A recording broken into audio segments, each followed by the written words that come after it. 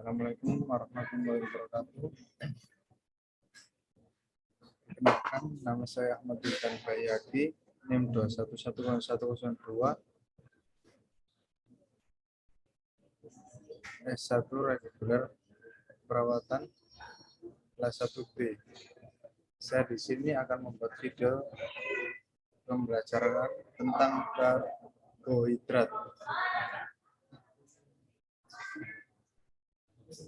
Konsumsi karbohidrat. Negara miskin karbohidrat konsumsi sekitar 60-6 kalori. Negara sedang berkembang sampai karbohidrat konsumsi sekitar 70-80% kalori. Negara maju karbohidrat konsumsi sekitar 40-60% total kalori. Not karena sumber bahan makan yang mengandung karbohidrat lebih murah dibandingkan sumber bahan makan yang kaya lemak maupun protein. Kebutuhan sehari untuk melihara kesehatan bawah menganjurkan konsumen energi total karbohidrat kompleks dan paling banyak 10% berasal dari gula sederhana. Untuk dapat menghitung kebutuhan karbohidrat harus memenuhi syarat-syarat sebagai berikut. Harus mengetahui kebutuhan energi, harus ditentukan dulu kebutuhan protein 10-5% total kalori sehari, harus ditentukan dulu kebutuhan lemak 20-30% kalori sehari.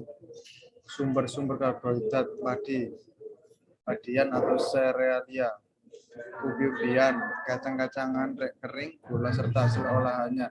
Sayur-sayuran dan buah-buah tidak banyak mengandung karbohidrat sebagai juga dengan bahan makanan hewan. Serat atau yang tidak dapat dicerna sebagai pada agar-agar, sayur, buah, biji-bijian, dan areal. Fungsi karbohidrat: satu, memberikan efek kenyang dan kandungan solusi, mengoptimalkan kerja protein tubuh, memperlancarkan proses pencernaan, sampai karbohidrat membantu mengeluarkan fes dengan cara mengeluarkan kristalsi usus dan memberi bentuk fes.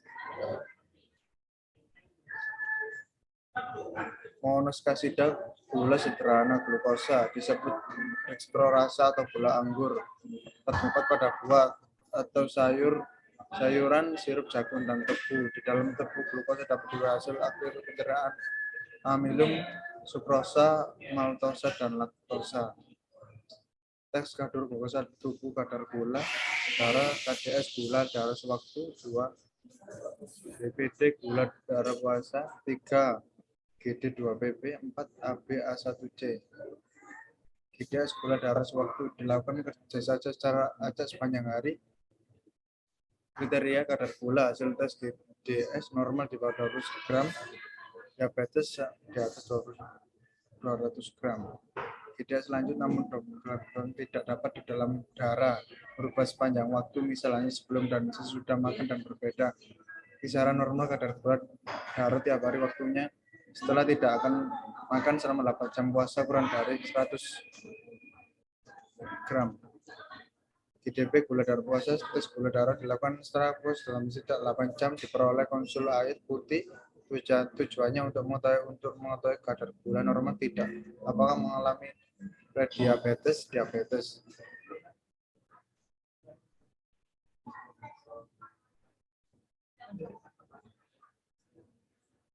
Monosakarida galaktosa tidak dijumpai dalam bentuk bebas di dalam air. Batas yang ada dalam tubuh merupakan hasil hidrolisasi dari tekstur.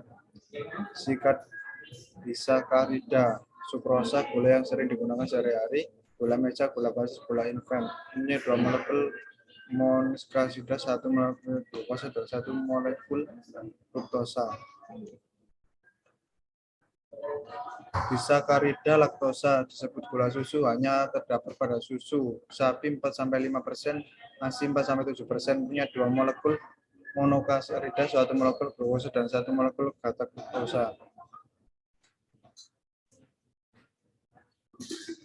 Polisakarida, aluminium zat pati, sumber energi utama bagi orang dewasa, dikonsumsi sebagai bahan melakukan pokok simpanan karbohidrat tubuh dan merupakan karbohidrat utama yang diamalkan manusia.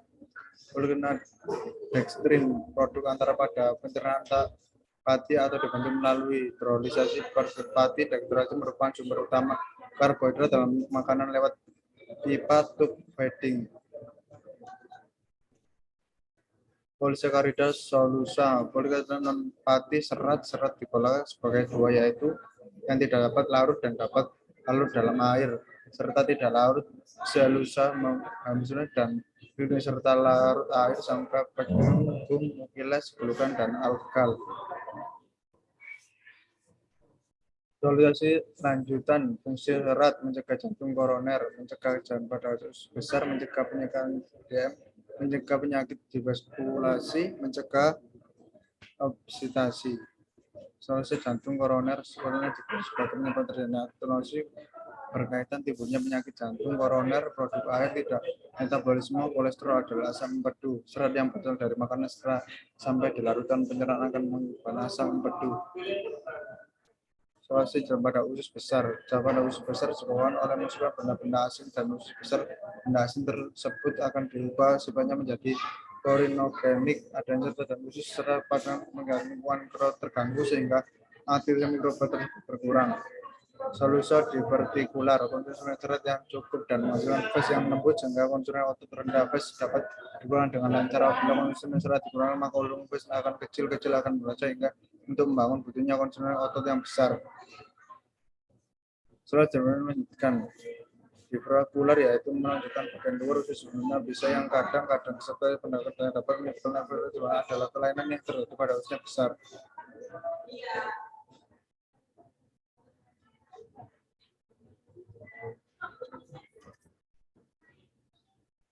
Kalian berbeda atau kebiasaan karena kadang lain kan disebabkan dalam rongga mulut juga menjadi zat tertentu dalam suasana asam yang paling berpengaruh terhadap adalah gula dalam sistem dan zat pati dan dipengaruhi. Kelainan metabolik diaturnya metabolik DM yang disebabkan oleh tingginya kadar gula dalam darah. Lingkungan tanda-tanda DM turunnya banyak urin dan pernah banyak makanan dan pernah banyak minum. Lactose intolerance LI lactose intolerance disebabkan karena barunya enzim laktosa. Pencernaan karbohidrat rongga mulut makan dipenuhinya oleh bantuan air liur yang menggunakan enzim amilase mengeluarkan karbohidrat menjadi laktosa. Air liur berfungsi untuk melicinkan makanan agar mudah ditelan. Hanya sebagai kecil amilum yang dapat dicerna dengan mulut. Pencernaan karbohidrat lanjut melambung. Proses pencernaan aluminium terjadi di dalam lambung makanan sebelum reaksi dengan asam lambung.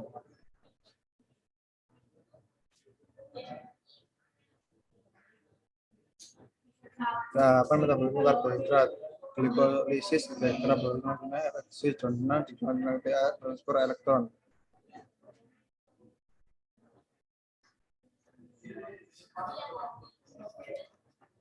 Sekian video pembicaraan dari saya. Wassalamualaikum warahmatullahi wabarakatuh.